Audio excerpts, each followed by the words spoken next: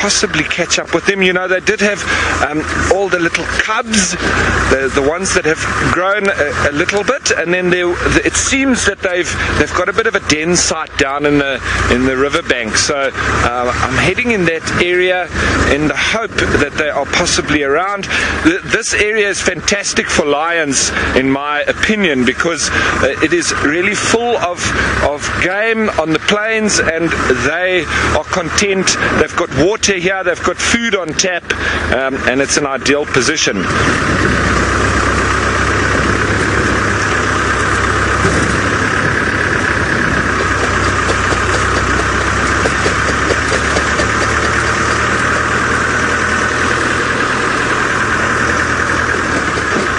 Now, Judy, you're wondering what are the advantages of having a territory? Does it outweigh the cons of having to defend it, etc.? Now, Judy, that's a very good question, because obviously being a territorial animal is an evolutionary technique or step that has evolved, and mostly around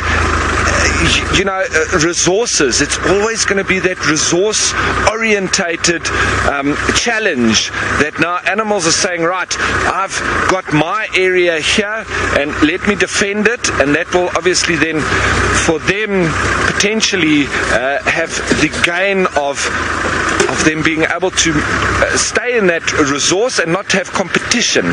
So it's all competition based, and well, if we think of territorial animals versus non-territorial animals, the non-territorial animals you do generally find in greater numbers, so you could say that they are slightly more successful, but the territorial animals are still very successful, but obviously not breeding in huge numbers as potentially the non-territorial animals. So I think there's a toss-up between the two.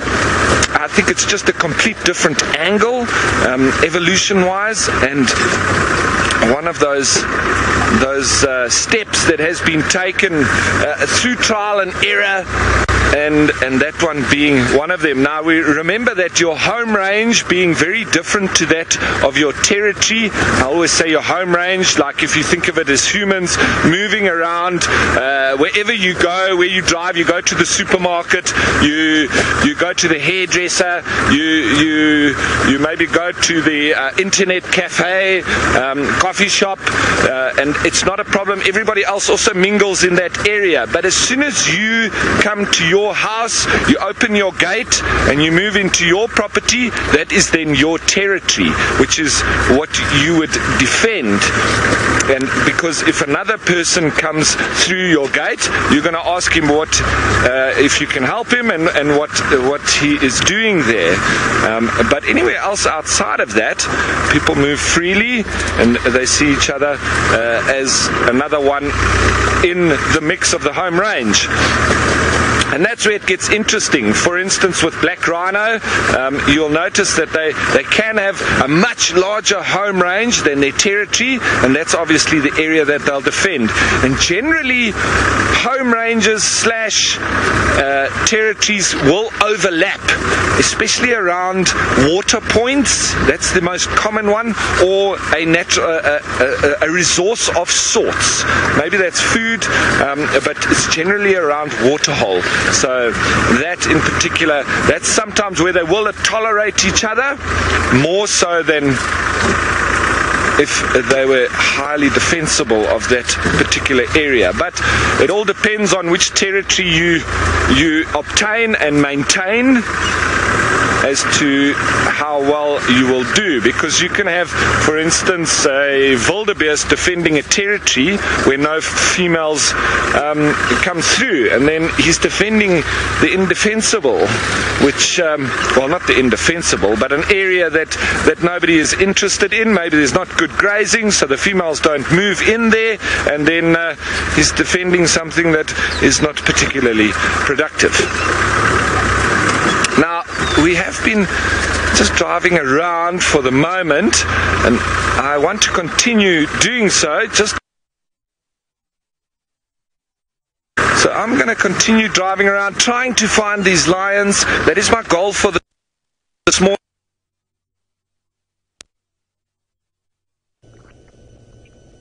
Well, good luck to Ralph as he searches for those lions. It seems like it was getting a little bit shaky towards the end there. That is why you came racing across to me and this giant plated lizard. And it's an animal that we don't see very often. They're kind of secretive to a degree. And this one was scurrying along towards this hole that it's waiting at the entrance to. But thankfully it decided at the last minute that there was no need to go in there. And in terms of length, I'd say it's about 12 inches long. 6-inch body, 6-inch tail. So it's about 12 inches in length in total, which is about 30 centimeters, depending on what you are more used to. And I love their tails. Let's have a close look at their tail. They've got like all those little flecked markings, all the little scales. Looks like quite a nice reptile to hold on to. Looks like it's got quite soothing scales. Big claws. They mainly eat small little insects. What exactly they prefer most, I'm not too sure. And they must be loving the summer months when there's nice warm days to warm up their cold-blooded bodies, as well as lots of insects to nibble on. So we've been kind of scratching around, in and around the old den site of Thandi. I was just double checking that maybe she hasn't headed back there. There was no clear tracks or signs of her in that area, so not too sure where she's hiding out at the moment. And let's just hope that everything is okay with her and her little cub. It is just a sad reality that young leopard cubs are under a huge threat for the first 3 months of their life. So let's just hope that this one makes it through that period. And then once it has got to 3 months, the chances of it surviving to adulthood become a lot larger. Very good. We're going to continue up towards the Buffalo's Hook waterhole now that it is heating up a little bit. Hopefully there'll be some animals coming to drink. And there's been no one really that's explored that area this morning. So that's what I've been trying to do. Just go and check in the areas where no other vehicles have gone, because there could be some hidden treasures waiting for us there. In the meantime, we will be sending you back to Tristan. Well, I hope that you do find hidden treasures, Scotty D. You deserve it. You've been highly patient with Thandi over the last few days and have tried valiantly to find the den and to the cub and all of those kind of things. So I hope that Scotty gets something epic. Now you can see Nsuku's kind of put his head up and is now going to start feeding on the impala, and it is a big impala, so it's a big male impala, and boy, you can't fit anymore, surely not. Maybe Nena's starting to come and that's what's triggered him to stand up and sit over it like that. I'm not sure if Nena's somewhere behind us here, also in the area. Tinyo moved a bit closer and got growled at very quickly, and he's now kind of just stood up and, like I say, is kind of on the carcass itself. So I don't know if maybe, like I say, Nena is approaching from behind us and that's why he's got this defensive sort of attitude. I don't think he can fit anything more in him. He's like a little beach ball with his round tummy, and so it's not like he actually has space to put that impala. The interesting thing, though, is that it seems as though this impala is quite eaten. So this male leopard must have been here yesterday already, and I think, I mean, I can't see nicely how much of the carcass is gone. I can just see the horns and the front leg area, but if he was here yesterday, it's such a pity, because I drove not far from here. We just didn't come down into this dip because I'm always so worried about signal in this area that I didn't actually check into this little dip, and we would have probably then found him, which would have been quite nice. But anyway, it doesn't matter. It's the way things go. We were having it's been spoiled with an epic sighting this morning. So I wonder if he is going to pick it up and maybe move it. I feel like it's almost like it's in the way for him a little bit, and he's trying to kind of sit where there's some shade. There we go. we're going to sleep on the carcass. So we're just going to further dominate everything and make sure that everybody knows that it's my impala. And so he's going to now sleep on its head perfectly in that direction. There we go. And that is as good as it gets. So now there's can be no argument as to who is actually the rightful owner of this impala.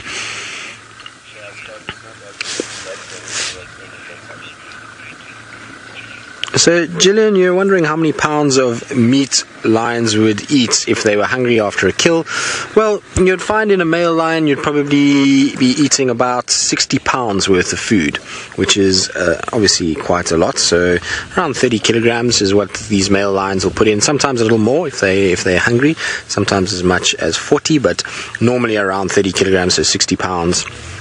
70 pounds would be about as much as they can eat, and then they are absolutely saturated. They're going to have a massive full tummy that is distended, and what you'll find then is that they kind of process that quite quickly. They actually digest meat quite fast, and as they're digesting, then they go back to the carcass and start to feed on it again and start to really try and kind of keep that stomach as full as possible. And the reason why they do that is because at the end of the day they don't know when their next meal is going to come, so they'll sit and they'll feed and they'll gorge themselves and they'll go back and gorge themselves again, because at the end of the day, who knows, maybe as a male lion another coalition comes, chases them off, or a big clan of hyenas, and they then lose that carcass to themselves, well, to them, and they don't then get any more food. So it's important for them to absolutely saturate the space that they've got and really cram as much food in as possible. And it's pretty funny, this whole situation, because at the end of the day, I mean, he doesn't need this impala, but he will sit on it because the opportunity to take it was there, and he's then going to utilize it and try and get it.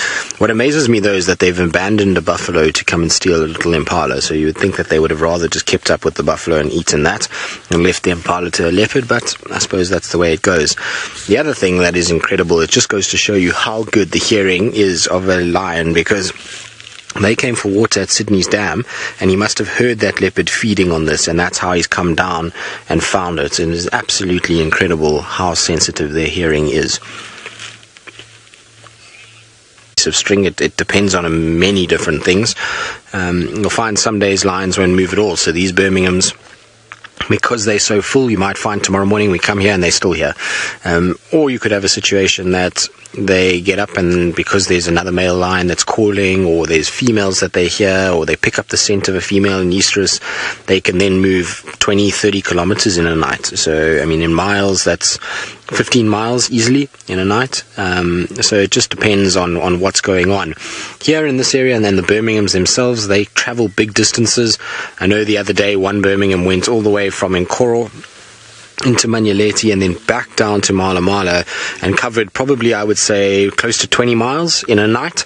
And so they can move a long way when they want to. If there's something that they're looking for, something that they're trying to kind of find, then and trying to sort of dominate, then they will move those big distances. But when they're like this, you pretty much guarantee that they're not going to move too far during the night. And so he's just popped his head up now. I wonder if maybe something else is approaching. Like I said, no one's seen Nana since we lost him. He was coming this direction and he was moving in this way, but he kind of hasn't really shown up yet. The buffalo have all run away, and so I don't know if he's going to come and join these two individuals, or if he's just maybe lay down somewhere in a thicket somewhere else. I'm unsure, but either way, something has just woken him up.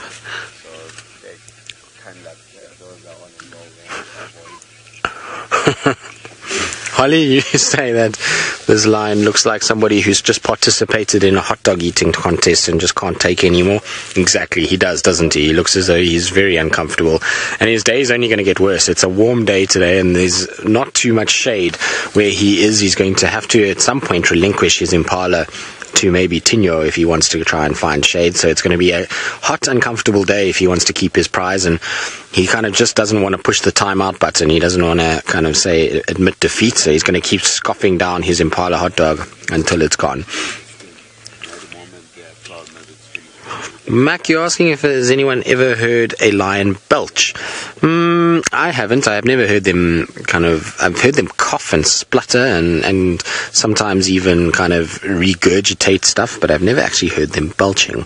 So it comes out normally from the other side. They do that a lot, so particularly when they're full, and we can be glad that Mfumo is not here, because when Mfumo has eaten a lot, for some reason, that lion just loves to drop darts and pass wind, and it really is a smelly affair. And so I'm quite glad that he's not around, because it would be a lot more uncomfortable if he was here. But they do pass wind fairly regularly, particularly when they are distended the way that they are now. Right. Well, our Birminghams are still fairly relaxed, and he's still kind of protecting his carcass. We're going to sit here a little longer, see if that leopard does come back, or if Nana comes back. But while we do that, let's go across to Ralph and his tawny-coloured cats in the Masai Mara. Yes, Tristan, that's quite interesting that you say that you haven't heard lions belching. I can't recall that I have either. And I tell you what, I've got a basset hound at home, and what I can say is that he comes out of both ends, and that is for sure. It's quite scary actually, but I don't remember actually seeing or hearing lions belch either.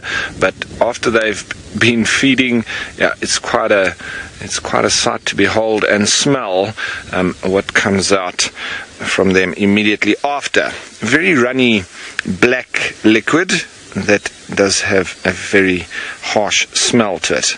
And like I've said before, if you've ever been trailing or driving behind a pride of lions that has recently fed, you will all know about it, because there will be some really nice smells coming through. But this group of lions seems like they've got quite fat bellies. I don't think that they're going to be feeding anytime soon. Just after I spoke to you, I did say that I was looking for the marsh breakaway pride or the Angama pride. It seems like we've come across the marsh breakaway pride. There's reasonably young cubs there. I don't see the newer ones just yet, but everybody is quite happily asleep and snoozing. They were just suckling from mom a little bit, and then she had had enough, so she rolled over, and that's where the cubs remained. And they've also now probably filled themselves up a little bit and having a snooze too. As we look through the red oat grass, lovely morning here, nice and breezy, quite cool. After yesterday, I got quite a bit of sun driving around the whole reserve, or the Mara Triangle, so I'm quite happy that it's cooled off a little bit. And I think we are going to sit here with these lions for a little bit longer, in the hope that they get a little bit active. Now, Scarlett, you're wondering how close the lions have gotten to our camp. Well, there's a couple of people in camp that are not quite used to the calls of lions, and we've been hearing lions calling every single night and also in the morning. And the guys that are not that accustomed to being in the bush and being near to lions and calling, they've been asking in the mornings, oh, how close are these lions, because it sounds like they're right outside. Well, generally, lions, when they do call, it carries massive distances, especially with them being down the bottom of the escarpment, and their roars sort of project up on a clear evening with no wind. It can travel quite huge distances and even over kilometers. And for us that know, yes, the call is pretty loud, but we know that it is still quite far off. And when you do have lions nearby calling, you can feel it almost rumbling in your body, and it almost lifts your tent up. So it's quite impressive. So the lions haven't been within the escarpment range from us, I would say. I wouldn't say that they've come outside of the mountain, so at least from the bottom of the escarpment. So not very close, but not too far either. What we have had every single night around the camp is hyenas. Their tracks are all over, and so we do hear them every night around, very close, and it's quite exciting to hear hyenas. It's one of the sounds of the night that I love most, that and jackals. But while we sit here with these lions and see if they get up to anything, let's head you back down to Scott, who I think is down next to a body of water.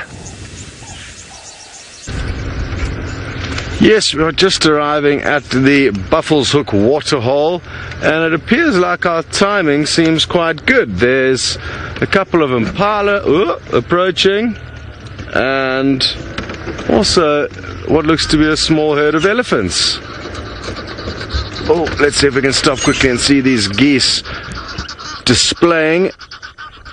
You see, there's two that were flying off there, and the two that were here already obviously want to chase them away now. They're highly territorial. Off they go, and we are in for an aerial assault, but it looks like the possible intruders are now long gone, and I'm glad we got to see that. Let me just keep moving a little bit. Sadly, I'll stay right where we are, because the elephants that I was hoping were going to come down to the water's edge appear to be heading away from the water. For now, at least. So who knows, maybe they had a drink earlier on at another waterhole. Or maybe they're just not thirsty yet. Although, this one's changing direction, so hopefully they will come down for a drink. They're kind of teasing us for now. Now, as we came into this area, there were a couple of waterbuck that were looking quite alert, and who knows, maybe there is a predator lurking somewhere in ambush, hoping to snack on an easy meal. There's also a couple of impala that are just in front of us that are also looking very, very alert, and they're just up over here. So who knows, maybe we will be pleasantly surprised by a leopard. But if not, I'm feeling confident now that these ellies are in fact changing direction and are hopefully going to come down for a drink. So that's the good news. Let me just reposition the vehicle and get us into a nice low-lying angle.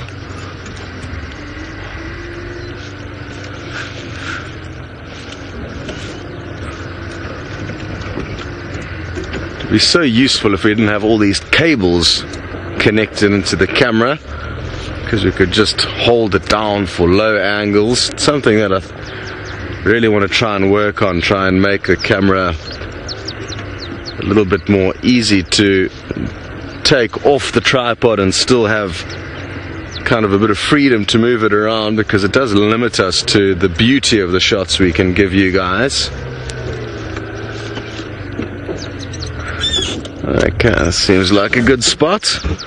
Hello, Jacqueline. You would like to know if elephants will use their trunks to suck up mud or kind of scoop it up. So it's a suck versus scoop in order to throw over their body, and they suck up into their trunk and then blow it out all over their body. They sometimes kind of also will throw mud, so there's a little bit of scooping action, I guess, but it's mainly that they suck the mud up. They'll also use their feet to swirl the mud up to create the right kind of consistency. They don't want it too watery. They like it kind of quite a thick consistency, like a chocolate milkshake, or at least a nice chocolate milkshake, and that way it sticks to their body a little bit better and creates a nice protective covering. For now though, they're just going to be drinking.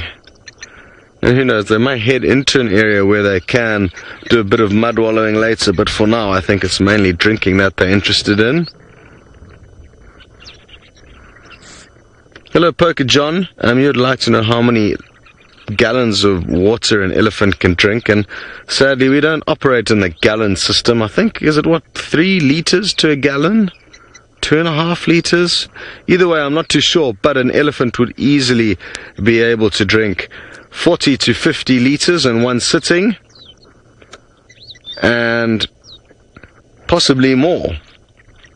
These ellies are all quite small.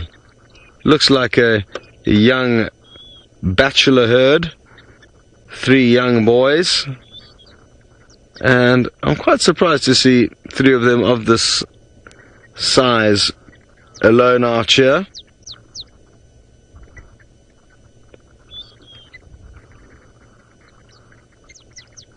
Okay, so 50 litres is 13 gallons, so 13 times 3 is 30, 39, so it's more than 3 litres a gallon. It must be about 3.5 litres to a gallon. Very good. So I mean, that I'd say is easily achievable. I've seen elephants suck up 20 litres of water out of a bucket in a captive environment in a second or two. So they can almost fit about 20 litres into their trunk, which is hard to believe, and then blow that back into their mouth. At least that would be a very big elephant. 3.7 litres to the gallon. Thank you very much, Nicola Austin, in the final control. And imagine if we had to drink like them. Imagine if we sucked our drinks into our nostrils and then blew them into our mouth. Quite a strange thought. Look, I love the way they catch the droplets. Did you see that? Let's watch this one closest to us. As it pours the water into its mouth, a lot of water will drip down out of its mouth, and they hold their trunk perfectly below those drops to catch those little droplets. Watch here. No, didn't do it that time. But you can see all those droplets falling down into the water there, and sometimes they just hold their trunk in the perfect spot to try and catch them. Doesn't appear like it's interested in doing that again, though.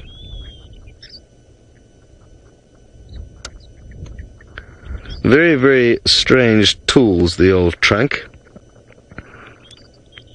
And not many animals have specialized to that degree of a nose. I'm not sure any animal's got a nose as useful as an elephant's trunk. Or at least not many will. Used for feeding, courting, caressing, as well as drinking, and kind of throwing mud all over your body. Are you cleaning your teeth? What are you doing? Just giving the lips the good old rub. What on earth are you doing? You get a horrible tasting bug in your mouth that you're trying to wash out.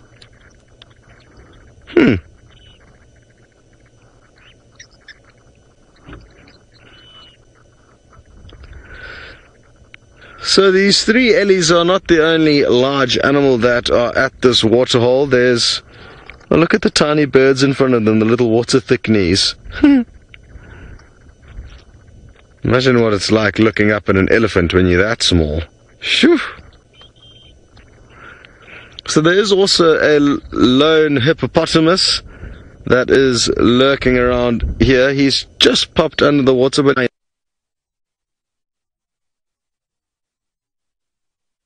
and treehouse waterhole. Now, if we're lucky, these young ellie bulls can sometimes be a little bit playful and chase us. I don't think they are going to venture in for a swim, sadly. Sometimes they will also enjoy a swim, but usually that's in the hotter hours of the day, and it's still a fairly cool morning.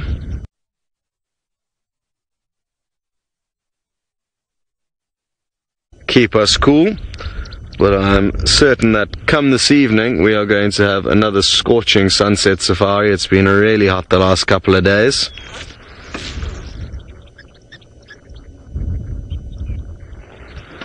Well, Anne-Marie, you'd like to know if I've ever heard of an elephant choking whilst kind of sucking up mud to use as a mud bath. And no, I haven't heard of any scenarios like that. I've never heard of an elephant choking. The only drinking, but I don't think there's any crocodile strong enough to stay latched on.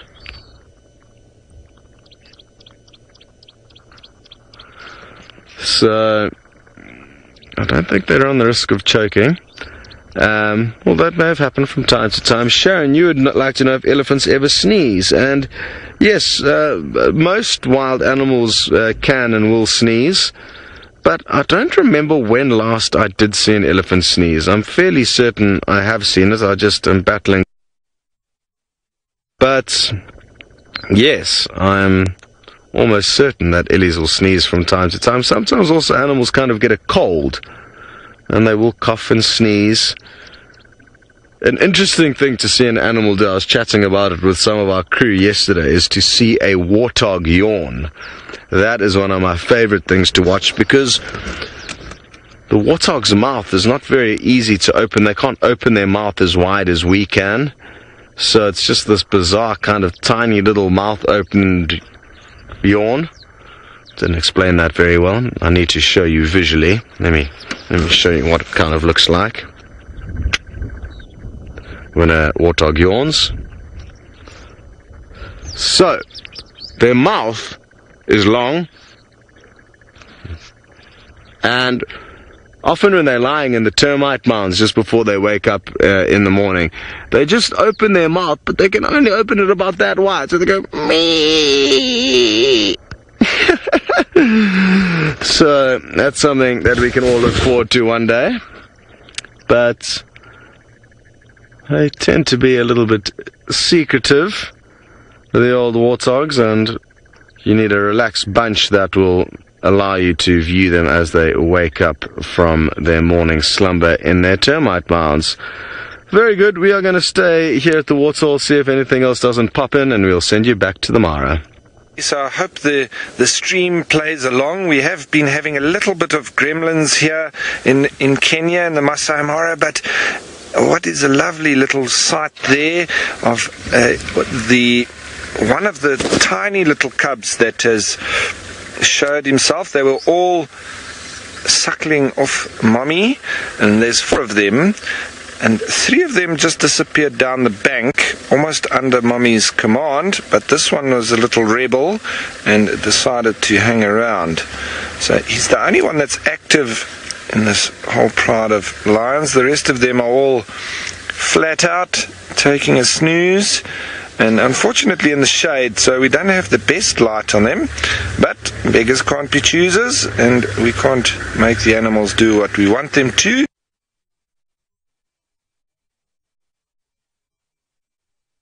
Longer, and because of them all being so fat and move on shortly and try to find a few hungrier lions, or just to see some other actions.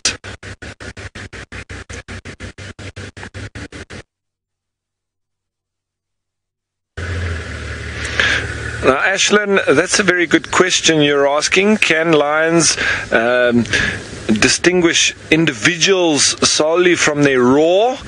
I would say absolutely, because, you know, it's a little bit like us as humans. You can hear in somebody's voice.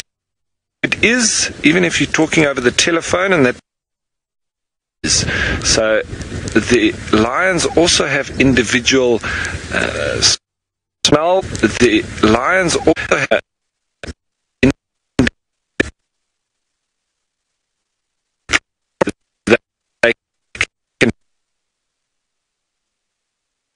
they hear a distance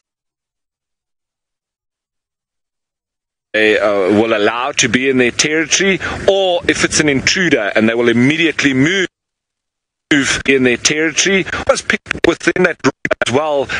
How big or strong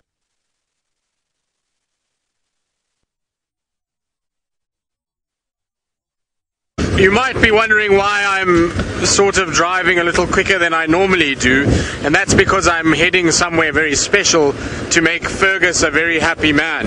And Fergus, you know what I'm talking about, don't you?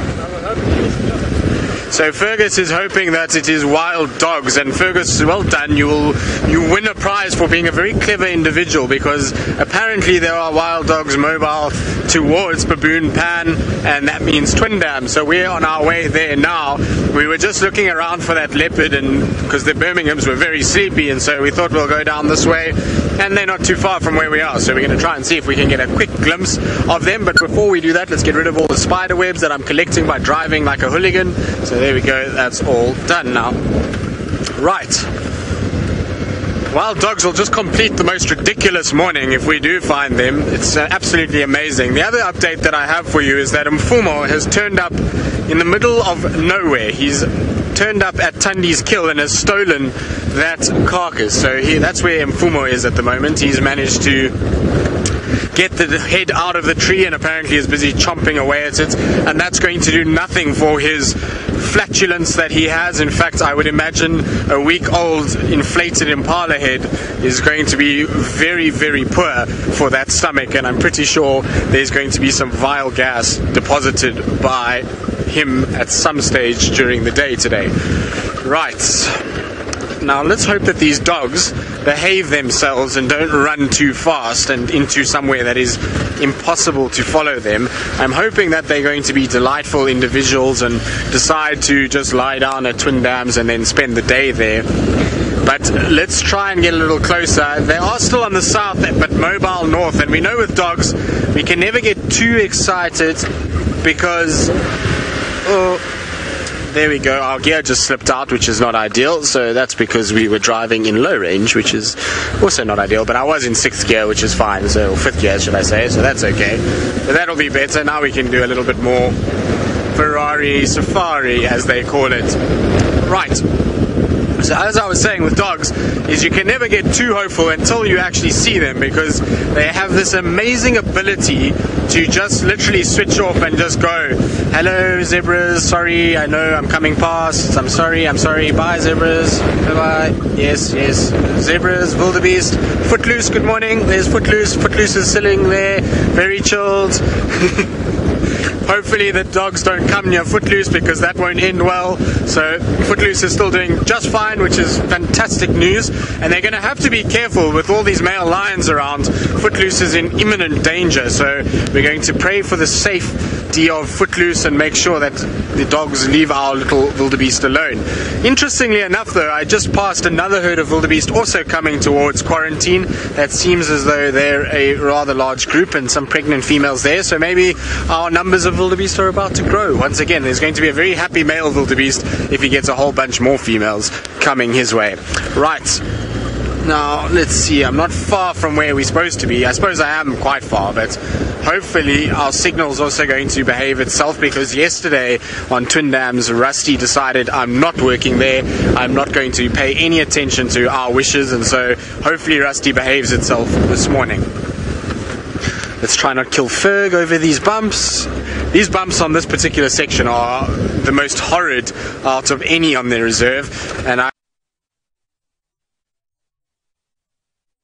it's been their fault, because you come racing along and those little bumps are deceiving. They are horrible, because you get to a situation where you kind of go along and then you just sort of hit them and then they drop off and your whole back end goes flying, and then your cameraman does a somersault, and if it's like Senzo, then lands on his feet and on the bench of the vehicle and then rides it like it's a surfboard.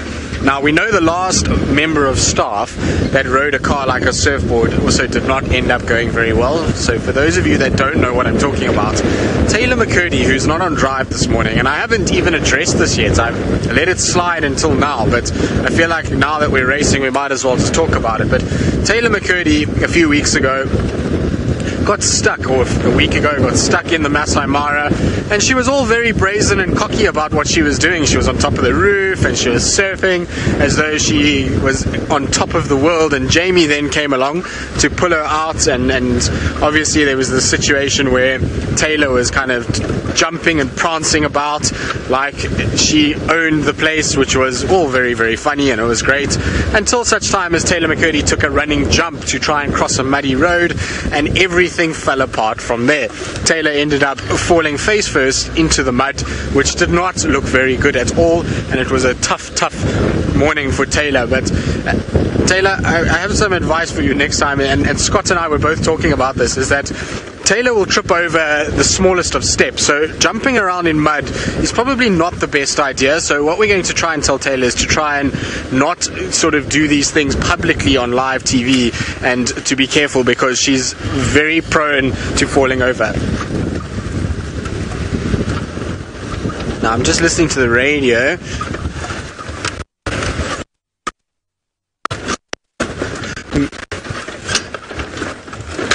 Oh, sorry, Matthew. I'm sorry. I'll get your question now. Just confirm you got visual there, Elvis. I'm on Weaver's Nest, almost approaching the fire break. I'll be there now. So, Matthew, you are wondering, are wild dogs? They're not very big at all.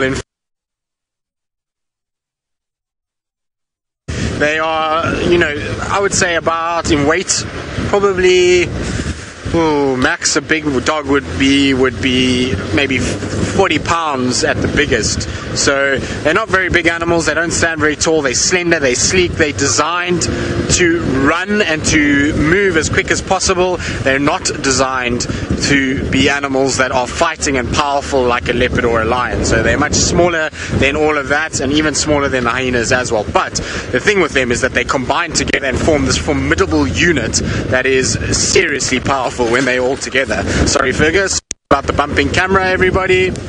Right, here we go. Rusty, behave yourself, because we're going to now descend toward Twin Dams, and we know Rusty can be a little on the finicky side.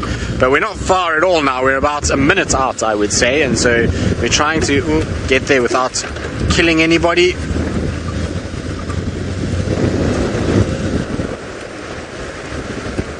So let's see if we can just get over this little few bumps.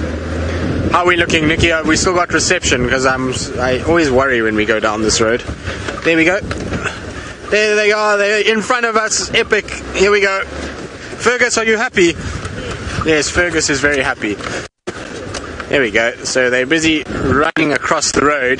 There they all are. Hello, wild dogs. Welcome. Now, I can only see 3 at the moment, so I'm sure there are more of them from what I can see already. So this is exciting times. We're going to try and keep up with them, because wild dogs are not animals that you sit back and you just kind of watch meander away from you. They're much like our leopard this morning, and that you've got to keep up with them. So Rusty, I'm terribly sorry, but this is going to probably hurt you a lot more than it's going to hurt me, and we're going to try and keep up with the wild dogs again. So I can count 4 already, which would make probably the Investec breakaway. 1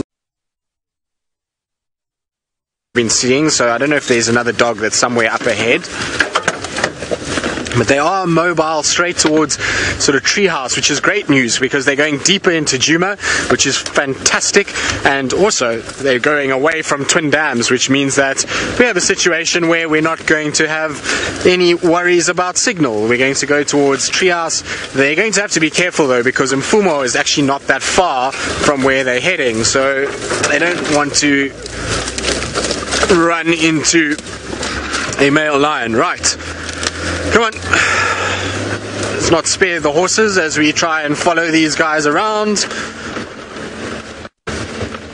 I'm trying to keep up with them so that we can actually get a view of them, and you don't have to stare at the back of my head. There we go.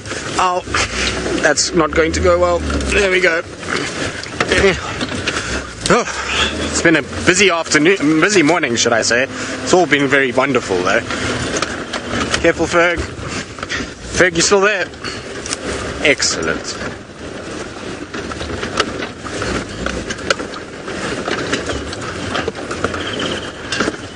So, Siberia Zumi, you're wondering which way are they heading? They are heading northwest. So they are heading towards Treehouse Dam, which is northwest of Twin Dams. So they're not going directly north, which is towards, obviously, the Gowrie Dam. But you never know with these guys. They might head in that direction. Careful there, Ferg. There's going to be some slapping branches. to try and keep up with these guys. They're in a serious mission, considering that they've got they've got blood on them. I'm surprised they're moving as fast as. Oh. That didn't go well. You're right, Fig. Yeah, I'm fine. This is because I made fun. Of Taylor, but we've broken our earpiece, so that's not going to work. So we're going to have to go open comms. If you can do open comms for me, please, Ferg. So this is because I made fun of Taylor, and because we hit a branch at the wrong angle, and I was looking out of the car. I was all off balance, which means I went flying out the side. Well, that's a first for me. I've never gone flying out the side of a vehicle, but these things happen, and so we'll try and keep up with the wild dogs. But all is good. Everything is fine. Are we on open comms there, Ferg? I'm not plugged in. So Ferg's not plugged in. I've fallen out the car. Everything's gone completely pear-shaped. And we got to pull out the little secret comm on this bottom one, yeah.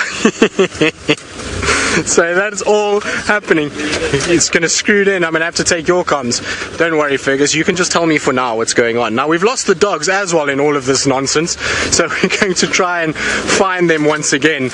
But they are heading towards Treehouse area. I don't know if we're going to be able to keep up with them. It gets very thick in here very, very quickly. And so we're going to try and get there. Now, the problem is what happens is you get a tire that catches on a stump, and then you end up kind of falling out. So that's why that's happened. But don't worry, everybody, everything's okay. This is the perils of chasing wild dogs, and we were talking about it earlier. Alright, so we need to send you off across to the Mara while I try and figure out where the dogs have gone and get myself out of this mess. And so there's going to be probably a missed time of the link, because at the end of the day I don't have comms at the moment. So we're going to try and sort it out, and then we'll get back to you guys a little bit later.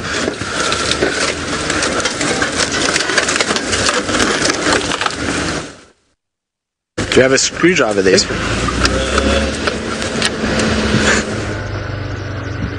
Tristan fell out the vehicle. I cannot wait to see how that happened. I've just heard an update that Thandi's been found, and it's quite close to where Tristan is with the wild dogs. It sounds like it's at Treehouse Dam, but the guides can be clearly quite cryptic with their messages on the radio, surprisingly. So it's a bit of a nightmare trying to decipher what they're saying half the time.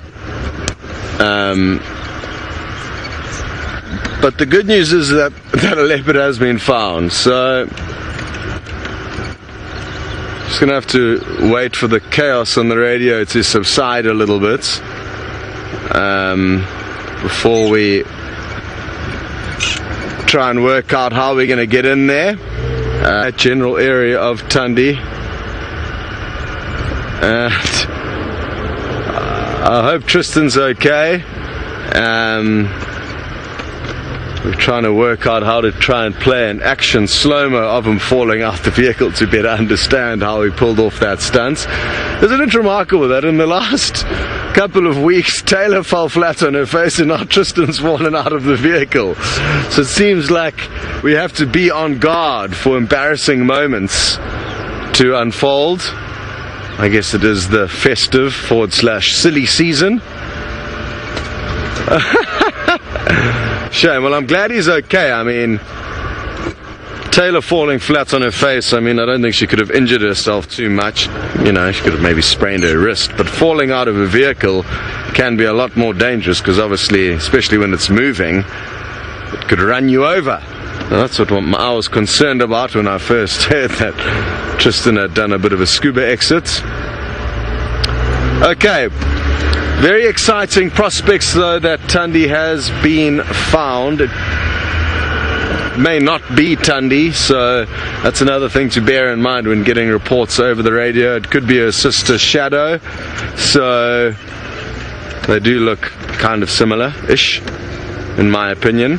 Anyway, there's a female leopard that has been found somewhere around the Treehouse waterhole, so we're going to slowly make our way in that direction.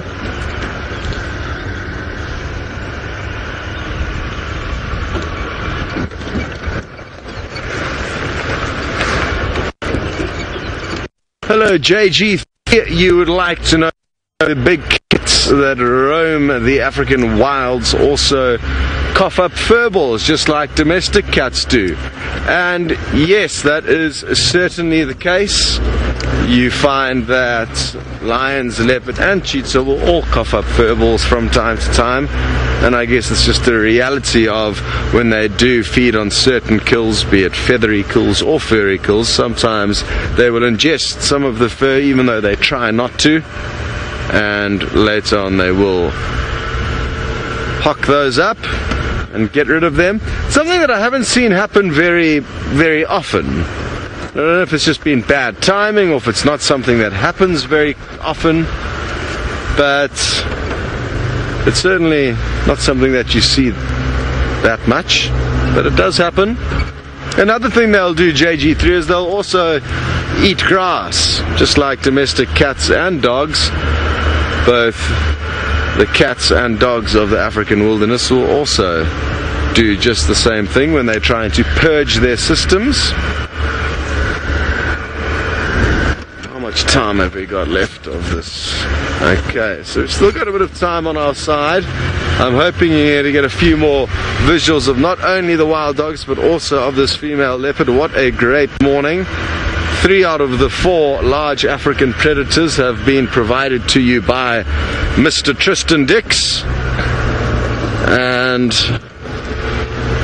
well done to him for being in the right place at the right time this morning. I've evidently been in the wrong place all of the time this morning, haven't had too much action. I'm so disappointed that we weren't on site for one of those Birmingham males coming onto Thandi's kill. It would have been seriously good quality to see him trying to get that impala's head out of the tree. So a little bit frustrated that we missed out on that action. Anywho, that's how it goes from time to time. I'm told you guys have all stopped asking any questions and are all just trying to post your best screenshots of Tristan falling out the car, which I think is wonderful. Taylor's going to be so relieved when she hears about this, because, like I said, she fell flat on her face. If any of you haven't seen Taylor falling flat on her face, it's worth looking for. Interestingly, there was actually 2 different angles that it was filmed by. Jamie's cameraman, I'm not sure who it was on the day, was filming it from one of the regular cameras, and then Taylor's cameraman was also out of her vehicle filming her with his cell phone. So there's 2 different angles of her collapsing into the mud.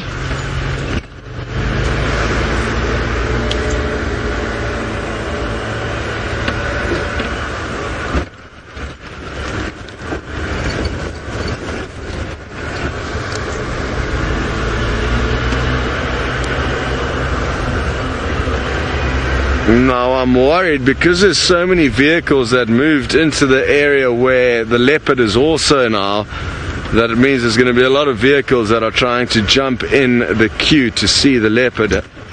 So we may have to kind of just wait patiently. I don't want to get caught in the rat race skirmishing for a sighting, so we'll just slowly make our way there and hopefully a slot will open for us.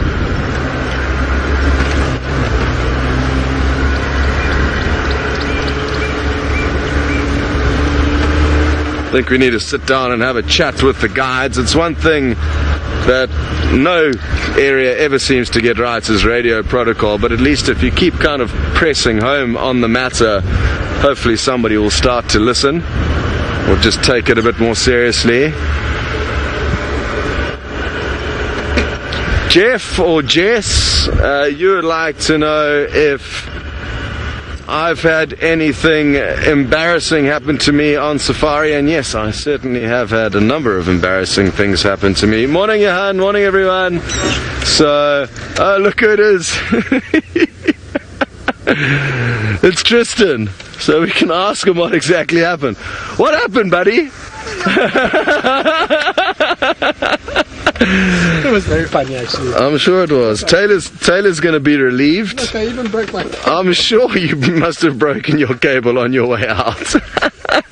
Berg ended up in the front seat, I ended up out. Okay, so you hit a big bump. We hit a big stump. Okay. But I was busy looking on this side like this. Somebody was just falling asleep on drive. Just had enough. He's like, oh, I'm done. It was just tuck and roll, really. Okay, so a few varied opinions. We're going to obviously have to investigate this matter further because the cameraman and the presenter both have two different stories. It was Good. funny either way. I'm sure it was. Taylor's going to be relieved. She's already sent me a voice. She already. So Taylor's already caught wind of it all the way up in Kenya on her morning off. So she's going to be having a whale of a time. I'm sure she's probably cracked open a celebratory drink. Nikki, apparently, who's directing the show, sent Taylor a voice note to let her know about what's happened. So the word is spreading like wildfire. Yeah, I'm sure it will continue to. Okay, good. We must not lose too much focus. I want to go and look for the leopard. That's at Treehouse Dam. Thank you, sir. Don't fall out the car. I'll try my best not to. So, Jeff, back to your question. One of my most embarrassing moments was probably the one that comes to mind first. Is I had a flat tire, and it was in the early stages of my guiding career. Had a vehicle full of guests, 6 guests on the back, and we had a flat tire and my tracker was off tracking, so I had to kind of change the tire all alone. And instead of getting the guests off the vehicle, which I should have done when I was jacking it up, I told them, no, it's fine, you can just stay on the vehicle, everything's fine. I've put the handbrake up, it's in gear, and it shouldn't roll forward. And while I was jacking the vehicle up, because the vehicle was on a slight bank, it all of a sudden started rocking forward, and I'd got the whole tire off. I think it was like the front left, and the whole tire was off the rim when the jack started slipping forward, and the whole vehicle came crashing down the rim of, I don't even know what the terminology is for that part of, like the disc that the wheel slips onto was deeply embedded into the dirt, and obviously they got the fright of their lives. So that was quite an embarrassing moment.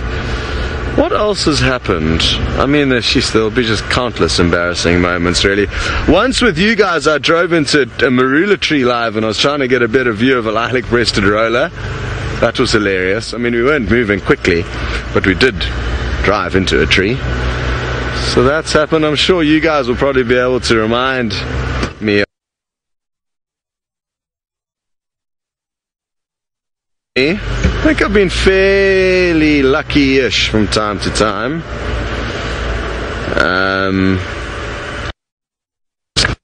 Looked forward and didn't look back at the camera while I was trying to talk, but even talking was difficult. That was a sad moment, not a happy moment, but I guess embarrassing to a degree. Breaking down live on safari. But yeah, I think Tristan and Taylor have trumped me in terms of funny moments, but we will all have our time. Steph had quite a funny one the other day. When he linked away from a bushwalk, he tripped over a log, and I mean, he didn't fall completely, but it was quite, like, broke into a bit of a trot. So that was a funny moment with old Steph. But if we haven't had anything hilarious happen to us, it's just a matter of time until it does happen. I think it's fair to say that is the case. It's a good example of how very quickly, when you lose focus, I didn't take heed of the little bump in the road there and almost sent Senzo flying off the back. Very good. Let me get an update quickly as to what's going on with this leopard. Rex.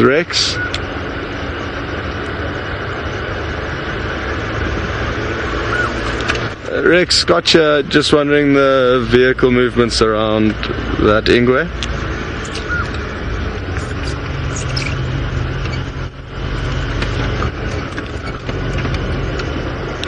I'm on Elephant Skull, approaching Weaver's Nest Junction.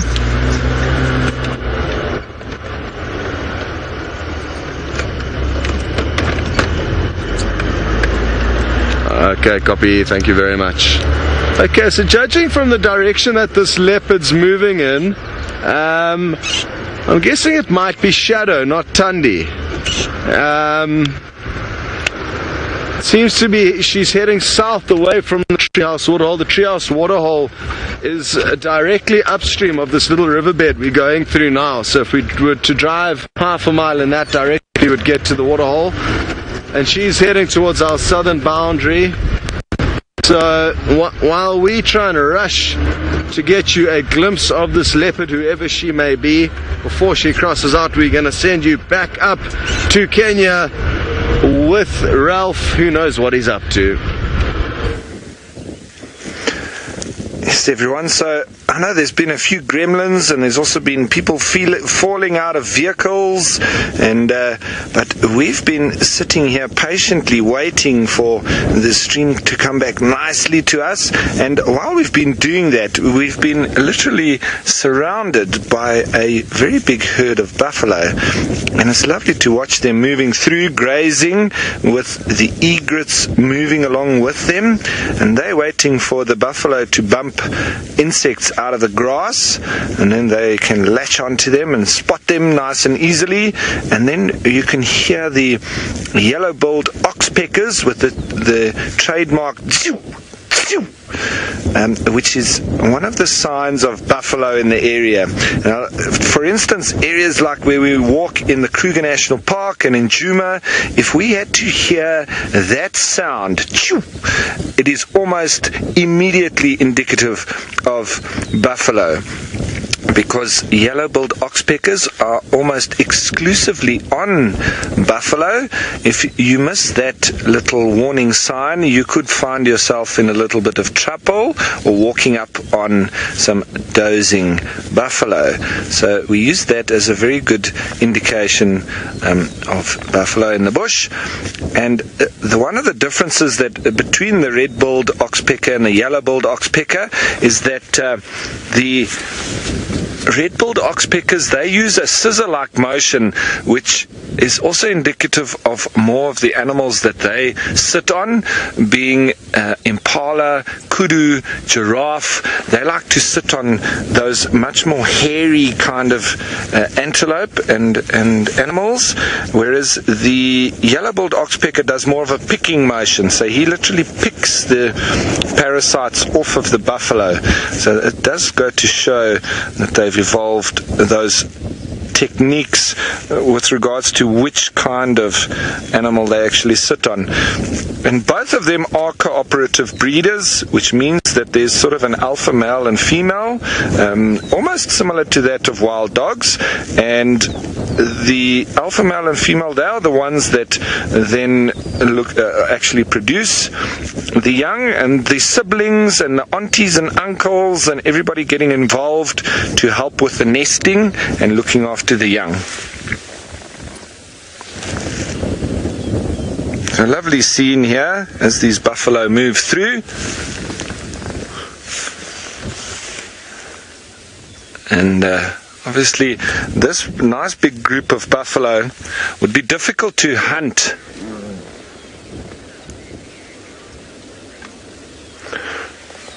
Now, Romit, Safari Live, you're wondering how many buffalo there are in this particular group. Well, Archie was having a go at counting them a minute ago, and it does seem that there's at least 200. So we are sitting in a rather large group of buffalo, and we saw them from quite a distance, very well spread out. But I can tell you that buffalo, they do move in a kind of formation. There's a few books been written on their behavior, and it's not as random as it seems.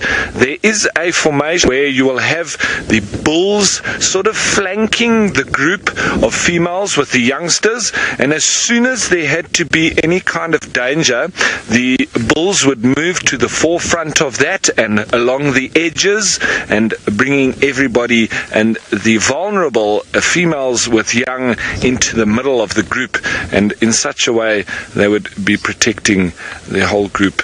Now, it's also interesting to note the difference in those horn or boss shapes. You can see the difference between a male Now that is a young male that's got his head up a little bit towards us, but behind him to the right looks like it's a female, just looking from that the size and shape of that boss.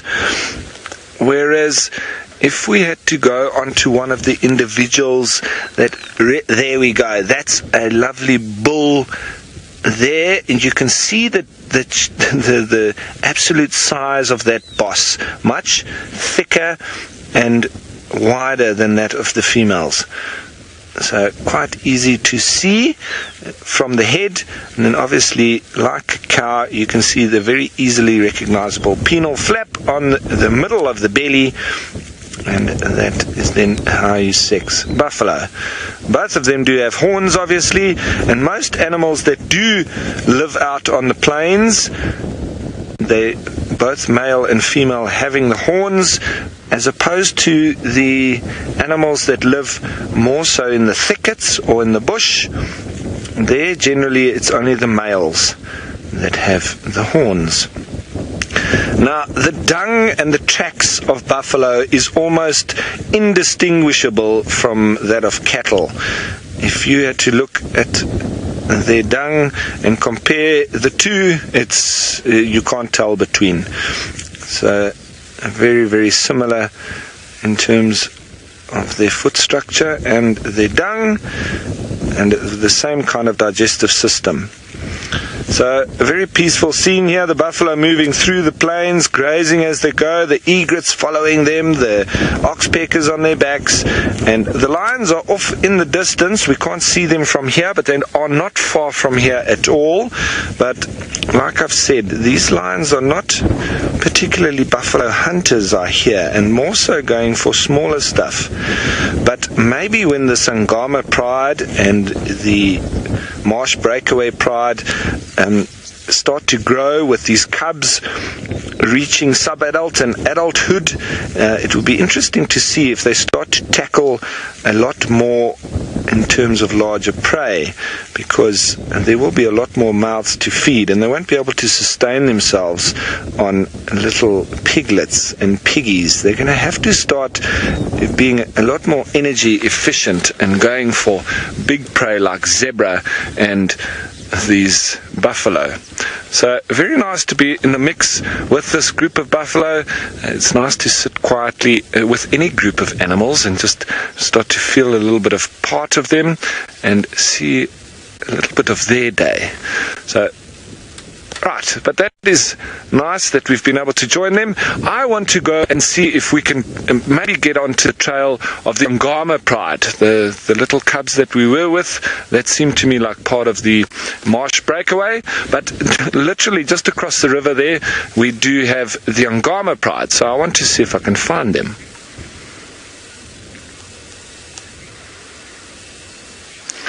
Now, Joy, you're asking the question, well, first stating that you saw a jackal following one of the buffalo calves. I didn't see that, but you're wondering if it would be able to kill one. Joy, I didn't see that, as I said, and I would love to have, and I'm going to try and see if I can see where you meant, but I would for sure say that that is a seriously over-optimistic jackal. Okay, so it seems that you might have seen that before, Joy. Not particularly here, but I would definitely say no to that question. It would have to be a very sick or injured buffalo for a jackal to have any chance of even getting a little chew on that. But with mommy and a group of buffalo around like this, it's unmistakable that they will chase that little jackal away without even thinking. So no, and I think the jaws also of the jackal is even too small for him to be able to kill even a baby buffalo, even a newborn. But with mommy around, they are very protective, and they do exhibit parental care. So he's definitely going to really struggle to get involved there. But nothing's impossible. It's the nature have thrown worse curveballs than that. Okay, so I'm going to continue along the road. Archie and I are going to see if we can find the Angama pride. But in the meantime, let's head down south to Tristan, who I hope can now stay in his car. I'm firmly in my vehicle this time. We are trying not to fall out. That was absolutely ridiculous. Ferg in the front seat, me out the vehicle. It all happened very quickly, but it was very funny, and it's typical because we were just talking about Taylor and it had to happen. It was the moment for it to happen, and it did. So I've been sitting giggling to myself about it the last little bit, and Ferg and I have been having a real laugh. Taylor was not even 1 minute. I don't think I'd even dusted myself off and linked away, and I'd already got a voice note from Miss McCurdy telling me what she thought about this whole thing, and had a real good laugh at me. So it has been highly entertaining, and hopefully everyone enjoyed it and had a laugh out of it as well. Everybody is fine. Nobody broke anything other than our earpiece cable, which snapped, which is okay. We'll just replace that one. Not a problem. But our wild dogs have given us the slip, but since then it's just been absolute pandemonium, because while we're trying to find the wild dogs, there's been 2 different leopards that have been bumped into. Now this is the wrong side. I don't want to be here. Oopsie. I didn't want to come this side because I was trying to find the dogs, but this is a sighting that is running, that is, I think, Scotty trying to get into, which is not ideal. So we'll just reverse back and let them carry on. But it sounds like there's just leopards popping out of everywhere. There's lions everywhere. The dogs are around, but no one can find where they are since I went tumbling out the vehicle. Maybe I gave them a fright and they ran away. Hopefully not. I'm sure they are going to appear somewhere. I've checked quarantine, I've checked pangolin track, I've checked the elephant carcass.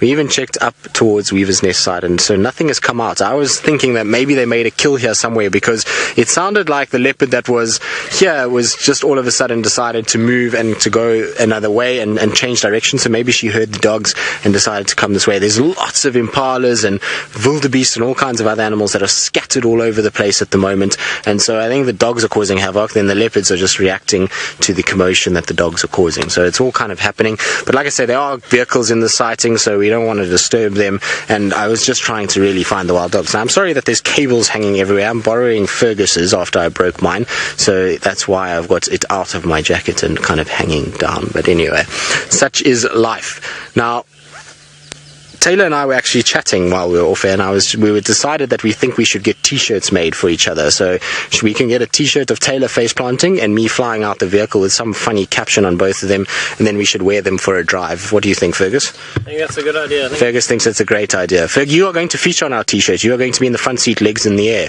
like you were. The legs of karma. Legs of karma, yes. That's maybe what we can name my t-shirt, is legs of karma. And what do you think for Taylor? I don't know. Taylor will have to have something else. But we've decided also to name the stump, what was it? What did we say? Crouching Tiger, Hidden Stump. Is that what something along those lines is what we've come across. That is what we're going to call it. Now, like I say, I'm waiting for all of these guys to go. I don't know if this leopard's walking towards us or it's going a different way. I'm not sure. I'm just trying to kind of get out of the area and trying to find these dogs. So, I don't know. Ah, there we go. I can come through and go past. Thanks, Ralph. That's very kind of Ralph. I didn't want to disrupt the sighting. I was just trying to get to the dogs. So, there we go. Thank you very much, Ralph. The Madash, the last time I saw them was here. Okay. Cool. So I was just telling Ralph where the dogs were the last time I saw them, and obviously we fell out the car, and so we don't really actually know where they went. But there's a leopard over there. Look at that. That's just exciting. So let's try and see if we can not fall out the car this time. I don't really want to fall out, and we're going to try and keep up and see. I think it's Thandi that's in this sighting here. Now, Thandi's going to have a bad day if she goes too far, because there are wild dogs around. So there she is, straight in front. And isn't this just the most ridiculous morning? We've had lions, we've had leopards, we've got Thandi, we've got wild dogs, we've got people falling out of vehicles, large herds of buffalo. Djuma is just absolutely cooking this morning. So there's just everything is happening, and it bodes well for an exciting afternoon. But there's our beautiful mother at the moment, and you can see the way that she's moving. She's almost kind of going into the thicket to try and see if she can spot something. I wonder if the dogs are not resting somewhere close by. She's going to have a bad day if she runs into those dogs. Dogs hate leopards, and if they can chase her, they will. So she must be a little careful when she's going this direction. I don't think she wants to be going in where a dog is, that's for sure.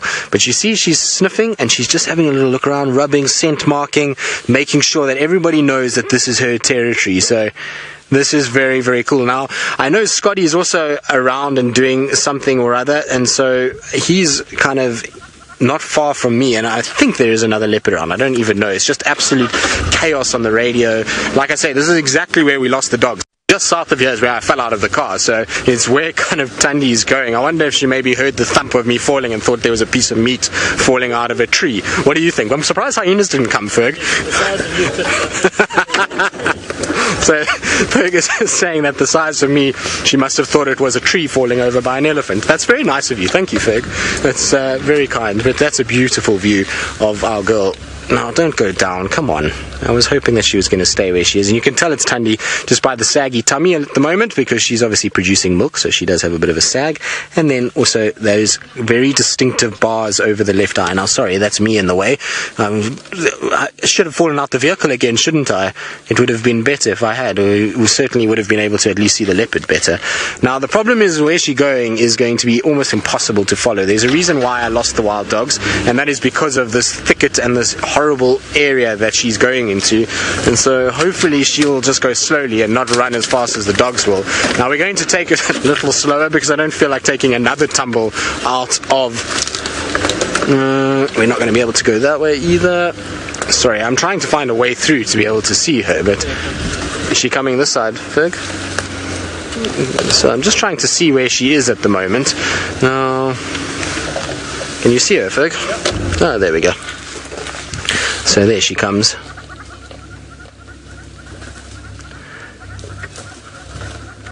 So she's just starting to move around. Now it's interesting because I've just been kind of watching where she's going. You see how she avoids paths, she avoids everything at the moment. She's kind of, the only thing she does is she scent marks, and then she does a very zigzag walk.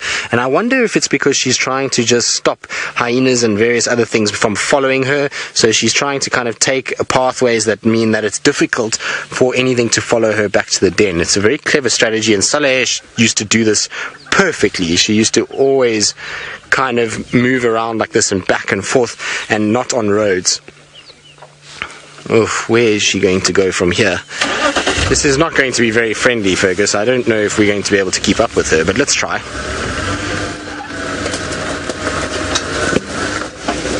Let's see if we can just get around. Now we need to be careful of stumps, because we know how that all ends.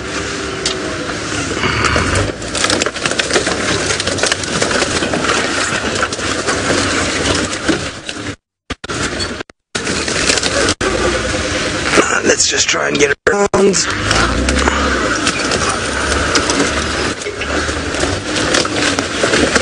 There we go. So that's very cool to see. It's amazing to be out here, and to have as much as we've had this morning has been just ridiculous. And like I say, it's been action-packed from minute one all the way through towards the end of drive now. Now, interesting enough, she is going south, so she's heading down towards sort of Gari Main and Little Gari side, and so I wonder where she's heading to and why she's going here. Maybe it's because she's just wanting to mark territory and make sure that everybody kind of knows what's going on. And she is also quite full-bellied, and I know she has had this impala carcass, but she hasn't been at it for 2 days, which means that theoretically she shouldn't be as full as she is. So I wonder if she didn't manage to make another small kill somewhere, and that's why she just never returned to that impala carcass after the hyenas kind of got it. She probably just thought, well, you know, they've taken it, and so there's no point in me going back. But if you look at the belly, it's quite rounded, so it seems as though she maybe has had something else other than just that impala in the last sort of 48 hours, maybe a little scrub hair or a diker or something like that. But very cool to see. She is beautiful, isn't she? There's a reason why she's my favorite, like I say, and it's amazing to me that we can follow her around like this. She's absolutely oblivious to us. She doesn't pay any attention to us, but then when she decides that she's got something to defend, she's a completely different cat. You know, she behaves in a completely different manner, and she starts to kind of become a little bit more aggressive. Actually, she's coming straight back to us, folks, so we don't have to worry too much. Sorry, my fault. But there she goes. And you can hear the birds are going absolutely crazy.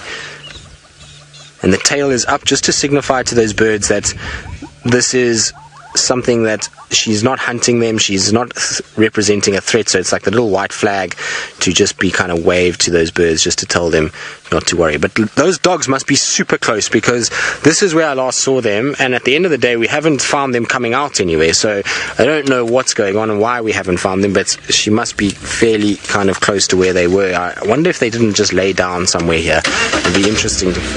Right, Fergus, let's try get in here quickly. This is all, like I say, it's all just been too much this morning. We've just been following from one thing to another, and it's almost like other animals are leading us towards these guys. It's incredible. We've had lions find us a leopard, wild dogs kind of in the same area as a leopard. It's just ridiculous, really. So, one of those epic mornings, that's for sure. Worth waking up. What's she chasing? She's chasing something there. She just went after something. She almost caught a duiker. She was busy hunting a duiker, and the duiker ran towards her. She just missed it, though. Unfortunately, there you can see she's coming back out again. The duiker ran off to the left, but it was so close. She almost grabbed it. That was amazing. So you can see with leopards, you never really know what's going on. And we're far from her. We're not very close. So it's not like we've disturbed that duiker. She just saw it from this bush, and she just went sniping in. And the duiker ran and then quickly turned away from her. So that was absolutely incredible. Oh, it just doesn't stop this morning. Alright, Fergus, we're going to have a shot of something later to calm everything down. It's all panicky at this stage.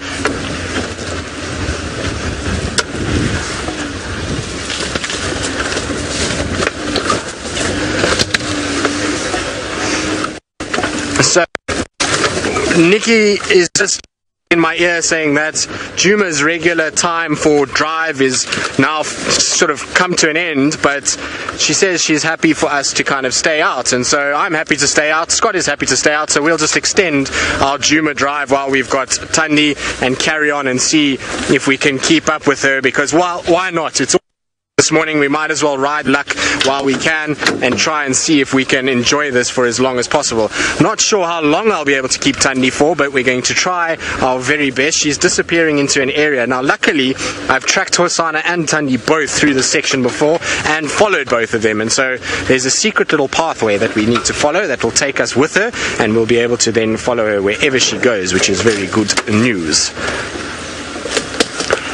And she's going to at least come to a stop, which is fantastic as well, because she's been on a very big mission this morning. It just goes to show how opportunistic a leopard is. And at the end of the day, she was walking, and all of a sudden she just spotted something and crashing forward to try and grab it. And so that's how they go. They're incredibly fast animals, and they kind of dive into these thickets as quick as possible, and they'll try and grab anything that they can. Right, now, while I try and just kind of follow Thandi through and just keep up with her and get back down into the bottom of the drainage, let's go back across to Scotty D, who I think has got a very interesting update to share with all of you. We don't have anything just yet. It appears like this morning luck has not really been on our side, but we are getting closer. I can hear the vehicles that are following what sounds like a shadow, Thandi's sister. Isn't it incredible that we could have the chance of showing you two sisters on the same morning, both moving about probably only a mile or so apart from one another? Absolutely awesome stuff, and let's hope that shadow. I'm feeling confident. There are two vehicles with her at the moment. As you can see, it is quite thick, and rather than crashing through too many bushes unnecessarily, I was hoping of being able to wait for her. She was kind of moving north towards our position on a road, but then at the last moment she veered more to the east, so now we've had to do some off-roading as well. Let me just stop and listen for the vehicles. That's how we initially detected the sighting. It's just listening for the vehicles off-roading.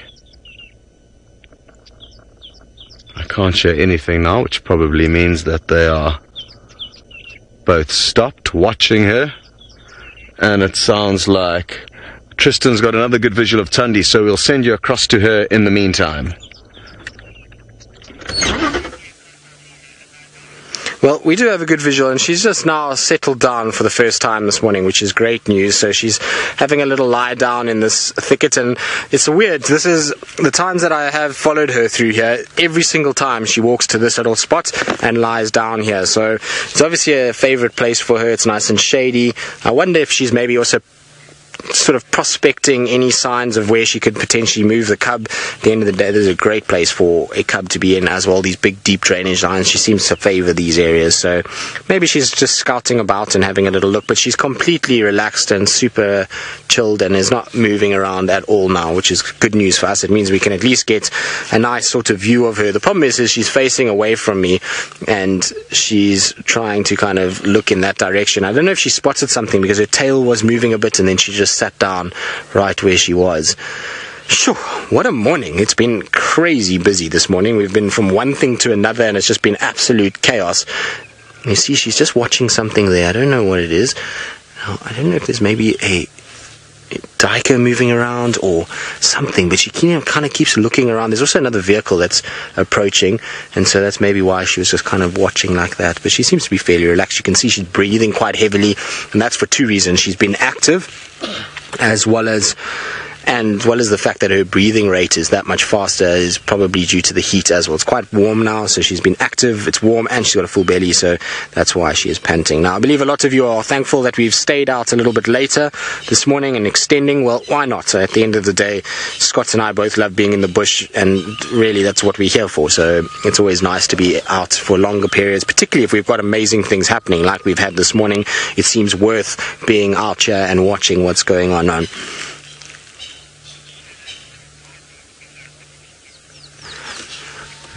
Plus, you're wondering if Thandi's cub would be killed by shadow if she got the chance. I mean, I suppose it's a possibility. I doubt it, though. I mean, I think what would happen is Thandi would divert the attention as much as possible and try and lead, shadow away. But I suppose it is possible. I mean, you can never write off anything with leopards, and so it's something that we can't rule out. But I've personally never seen another female killing a cub from a mother.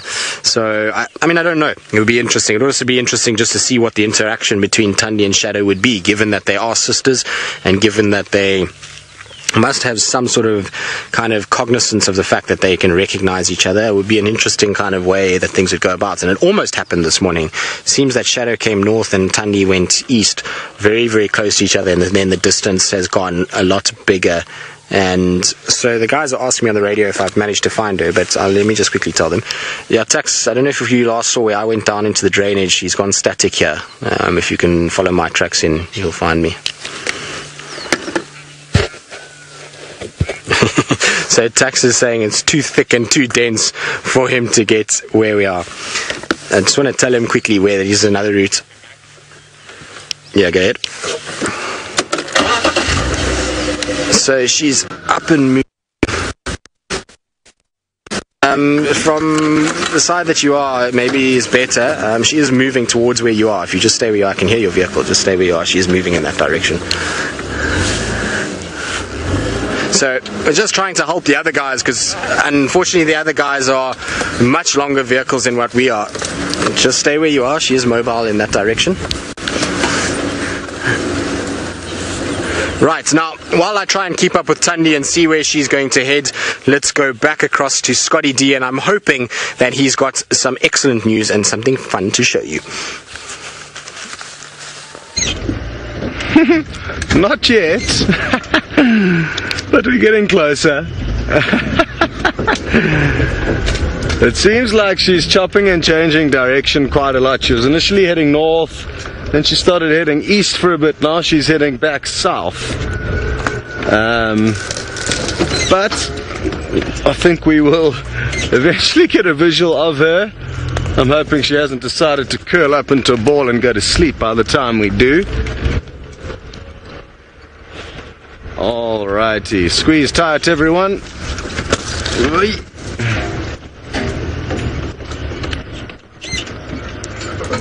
Okay.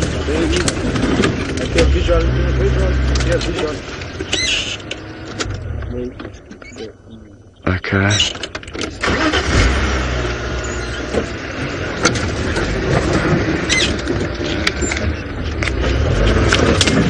There's...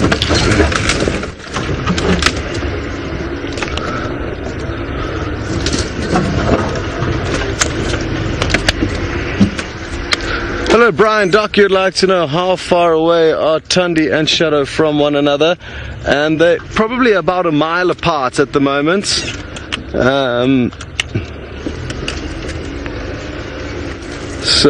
that is the case with that.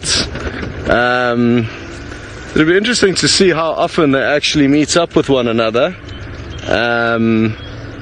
Obviously a lot happens whilst we aren't around. Now we've got ourselves into another predicament. As soon as we've got close to the leopard, a fourth vehicle has popped onto the scene, which is one too many. But thankfully the vehicles are quite spread out at the moment. But I don't want to push the boundaries too much unnecessarily. Hello everyone. How are you doing? Laka. Hello, hello. How are you doing? Okay. Now, I'm confident in the next minutes we shall get a visual. If not, I'm thinking of resigning.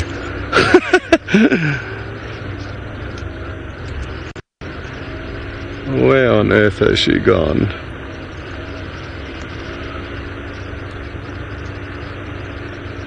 I got one or two glimpses of her. She must be somewhere up ahead of us here.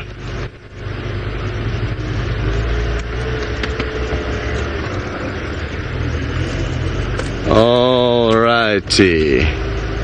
Around this next corner, we should get some views of her. I'm feeling confident now.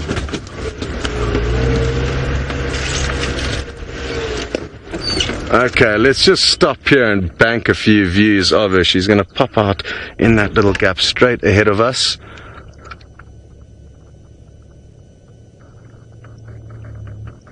Wonderful. Finally, a leopard. And as quickly as you got a glimpse of her, she's disappeared behind another bush. But not to worry, at least we've got her in our sights now, and it's going to be a lot easier to follow her now that I can actually see her, as opposed to relying on trying to look at kind of the other vehicles and where they're moving and then planning your move off of their movements. Now I can plan my own moves accordingly. And we're going to get some great views now. Looks like she's just scent marked up against this tree here. She actually definitely has, I can just see a little bit of liquid dribbling down the tree. And she's definitely on a mission. There's no two ways about that. Up and down, backwards, forwards, scent marking.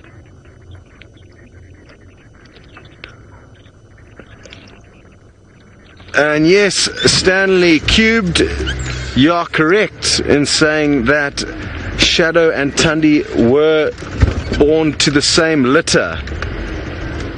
And it was actually Karula's first litter, I think, that she raised successfully. I might be wrong, but I'm fairly certain it is. So quite an important two-sister combo deal that have not only provided us with incredible action and entertainment, but they also provided Karula with her first successful offspring. It's incredible to think that by thinking that they're two sisters born to Karula, you kind of automatically just assume that they're kind of young, but they're 11 years old. And incredible that they've just been lingering alongside their mother's territory for all this time. Okay, she really is chopping and changing, but we are going to get into a good spot now. So let's just stay with me for one last view of her. She comes pacing straight past us. Ooh, yeah, this is going to be good. And once she does pass us, I think we might as well send you off to either Tristan or Ralph, because she's going to disappear into some very thick vegetation. You can see she's kind of nursing her left front paw. She's got a bit of a limp. I'm not too sure why. She's definitely quite hungry. Her belly's empty. And just like her sister Thandi, she's also raising a youngster at the moment.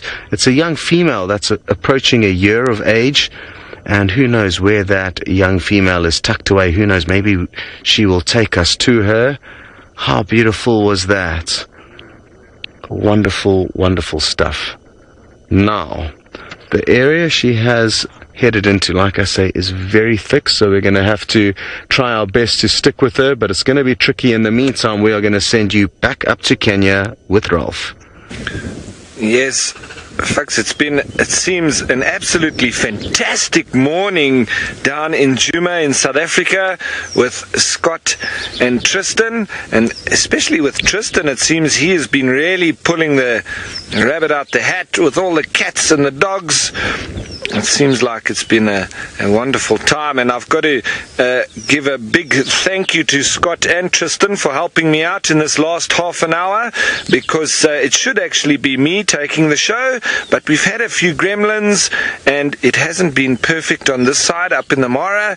The tech team is working hard at it, but the team has pulled together, and Scott and Tristan have really helped me, and with the content that they have been having, it would have been a shame as well. We've still got these quietly sleeping lions, and so it hasn't been that exciting as south. Okay, quickly, let's go back to Tristan, who's got the dogs. So we've just had a crazy encounter. The dogs were lying in the shade. Thandi came rushing in and chased them. They now look like they might start chasing her. So we're going to try and just keep up. This is just the drive that keeps on giving. It doesn't seem to want to stop. The action is just going and going. There all the wild dogs are. She was on my left-hand side. There I can see her. She's just down at the bottom, and the dogs are on the right. And the dogs let out a quick yelp, and the leopard just kind of came out of nowhere. Now, Johan, just come on the southern side of this drainage from Twin Dams. So Twin Dams turn west in the drainage, and you'll find the dogs there very close to the road. So she's now lying down. It looks like the dogs are going to leave her alone. A thought that we might see a situation where the dogs would try and kind of come in after Thandi, but I didn't even expect them. We kind of came out. She's just down there in that thicket. She's right down in the bottom. You see her there, Ferg? She's down in. It's very difficult to see her. Let's just try and see if we can keep up with the dogs for now, in case they go back towards where Thandi goes. But this is ridiculous. It's just all happening. And I thought the dogs were long gone, and then I was saying that they kind of, the last time I saw them was here, and that there was no tracks. But here we go. Here the dogs are, and they seem as though they kind of a little bit upset about things. But they, interesting, didn't go after the leopard. I would have thought they would have gone after this leopard and really kind of chased it back. Generally, that's how dogs work. Is dogs will see a leopard and then they don't want anything to do with the leopard. They'll try and run in there and chase the leopard up a tree and really hound it. But these dogs seem to be kind of just taking it easy and had rather barked at the leopard and then now moving off a little bit. Now Thandi's just on our left in the drainage though. The visual of her is very difficult, and so we'll just wait and see. The dogs might go back there, and if you see them jumping on their back legs, they do this to try and get a better view into the actual bush. So they'll jump up on their back legs and they'll look into the drainage lines to try and spot the leopard, and then they can either try and go after her or push her up into a tree or try and run away. And it's amazing because they actually let out a little bark when they see her. And dogs normally don't make a barking sound, but when there's a leopard around, then it all happens. So this is absolutely insane morning. It's ridiculous. I think Thandi is probably going to leave it there. I don't think she's made her point known. She's kind of come in and chased and really kind of gone sort of, you know, pushed her point in, and the dogs themselves are kind of meandering around now, so they won't have to worry too much, although they're going northwards. Let's just check. They might go into the drainage and come from another angle. Let's just have a quick oh, I'm gonna have to go back that side. Sorry, Ferg. I thought there was a gap this way. Let's try and avoid all stumps again. Got to let the guys know. Johan, now the dogs are crossing north through this drainage towards Elephant Carcass Twin Dams Junction. Thandi is also in the drainage as well, but she's a little bit to the west of us.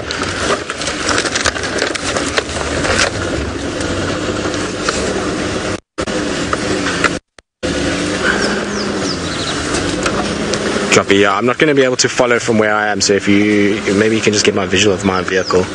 Now, I can't see the dogs or Thandi. Thandi was on my left, the dogs went down here, so I'm not sure where to go from here. There's no ways I can get to where they are. It is really just absolutely insanely thick in here, so I think unfortunately we might lose them, but anyway, epic stuff, and I believe Scott has also got a visual of Shadow now, hopefully, and that will be amazing too. Well, what a end to this safari it's turning out to be. Tristan with leopard and wild dog in the same scene. Shadow was making her way towards us, but she's definitely been chopping and changing quite a lot this morning. And there is another vehicle enjoying the sighting with us. I can see them slowly reversing, so I'm wondering if she hasn't in fact changed direction again, which could well be the case. So let's just turn around quickly and see if we can't get another view of her. Sadly, Rolf's having some gremlins up in Kenya, so not much joy. Okay. It's interesting. They haven't got a visual of her, which means to me that she is either just lying down in a spot where they can't see her. I would have expected her to pop up closer to their vehicle than to ours, but maybe she's just changed direction, which seems to be her. Oh, here she is, yeah. So she is kind of slowly sneaking towards that area that we were in. And let's go back to where we were so we can get you some good views. For any of you who may have joined recently, yes, it does look like Thandi does have a little bit of a limp. I'm not too sure what would have caused that limp, but I did notice that a little bit earlier.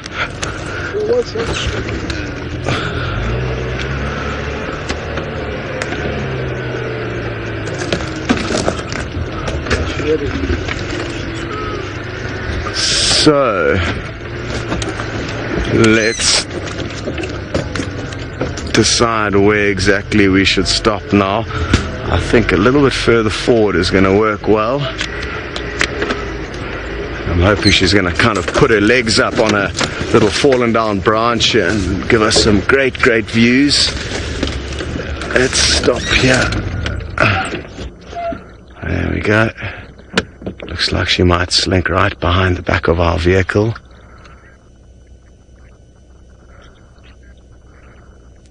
Wonderful stuff. She is going to disappear behind our antennas and cables, but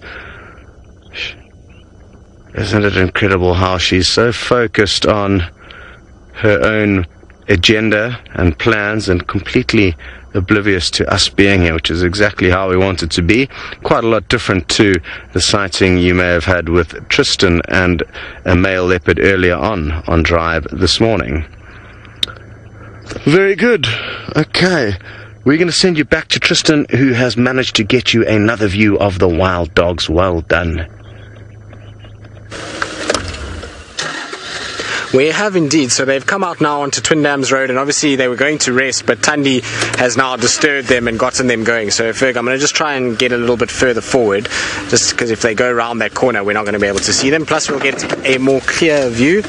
You can see they're a bit jumpy now. They're a bit nervous of the fact that there was a leopard that did chase them, and they're busy sniffing around and kind of checking what's happening, and almost as if to kind of work out if there's been any other dogs here. Interestingly enough, though, there's supposed to be 6 of them. I only see 5 at the moment, so I don't know if there's a 6th one that maybe has disappeared somewhere or what the situation is, but it is not uncommon for dogs. They do have a rather sort of fluid movement between the packs. The packs are not always constant for long periods of time, particularly at this time of the year. This is the time when you'll often get a lot of distribution just before the mating season. That will start happening in April, May next year. So a lot of that, but you can see they're busy defecating, scent marking.